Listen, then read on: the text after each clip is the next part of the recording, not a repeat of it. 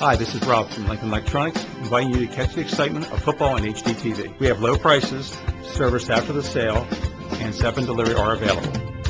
This month's specials: 32-inch TV for $4.99, 42-inch TV for $7.99, and a 50-inch TV for $9.99. Lincoln Electronics is your place to buy HDTV. Lincoln Electronics, 1358 Lincoln Way East, Chambersburg, or check us out online at lincolnelectronics.com.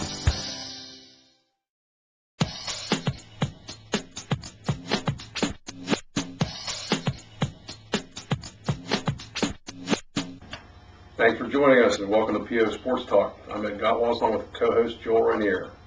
It's time to look at week 3 of the football season, which includes 6 games for our area teams. And the only away game in the bunch is the game of the week, which is Greencastle Antrim at Susquehanna Township. I know you've already done some work on that, Joel. What's that game shape up to be? I think Greencastle's had this one circled on their schedule besides Chambersburg for a while. Last year they had an 11-point lead late in the third quarter and gave it up with a bunch of turnovers, and that kind of started a downward trend for them last year. And I'm sure they're looking forward to a little bit of revenge. And Susquehanna Township lost their ace quarterback last year, but from what we understand, they reloaded, perhaps with a lot of transfers and stuff, and we've heard they're big and fast and skilled people are good, so yeah, a real good test for the speed question will be the biggest factor, whether Greencastle can handle that or not. Okay, Chambersburg is home for a 7 p.m. game against Gettysburg, who's 0-2.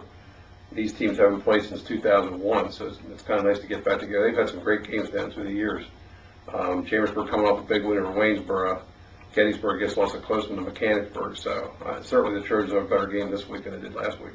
But this is the start of a stretch of, I guess, the middle game of 3 straight home games, 3 winnable home games. You'd think the Trojans should, be able to keep rolling if they play well. I know you were there last week. What were your thoughts on how they played? Well, they played very well, but Waynesboro, I think, they're still going through a situation where they're learning their offense and defense, which are completely new, and you can tell. But I did see some talent there, and they did make some nice plays, but Chambersburg just had too much talent for them, no question. I love the way the Trojans looked disciplined at that game at Greencastle we talked about. Their huddle looked organized. Everybody was looking straight at the quarterback. They were on and off, in and out of the plays really quick, and that's as nice to see as the wins are so far. Yeah, I've been here long enough. I've been through quite a few Chambersburg coaches, and I think I'm hearing more good comments about Coach Mark Saunders than almost anybody else. Even though everyone that I've dealt with has been great, great person, great coach. But I just think he's made an impression. He's made a very good impression so far, and I think things are going to continue on the up and up. Right. We also have Shippensburg. They're holding the area's first homecoming this weekend.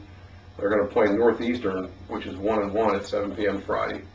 I know Ship, they went crazy in their first week, and last week they had a close one, so they've kind of been in both kinds of games so far.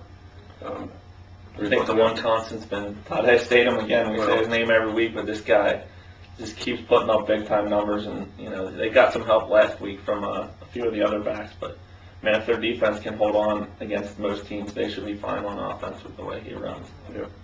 James Buchanan's coming off a mysterious 70-0 win over Carson Long. I say that because we got no report on the game. We know the score. We don't know anything else. We know Carson Long is really bad, though. And the Rockets host Middletown, who's 0-2 this week, and we don't know which Middletown team is going to be. If they have their star running back Rodney Ramsey, it could be a different team than the one that started out 0-2. Right. Shippensburg played Middletown, and they were predicted to be pretty good this year, and they beat them 41-0 without the running back.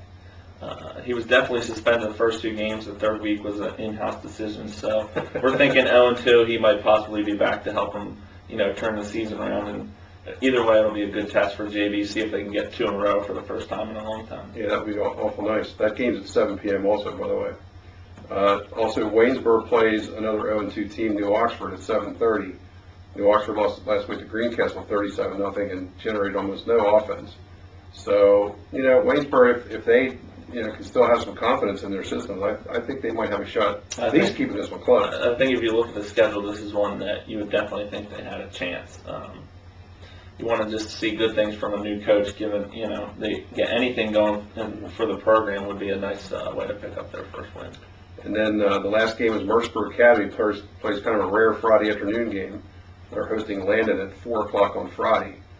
Blue Storm had a big win over Spingarn last week, so it'd be nice to keep that going. 51 points, but they did give up 32, and Spingarn traditionally is not very strong, so they need to tighten it up on defense here this week if they expect another win. Okay, thanks again for joining us for Sports Talk. Have a good week and enjoy the games.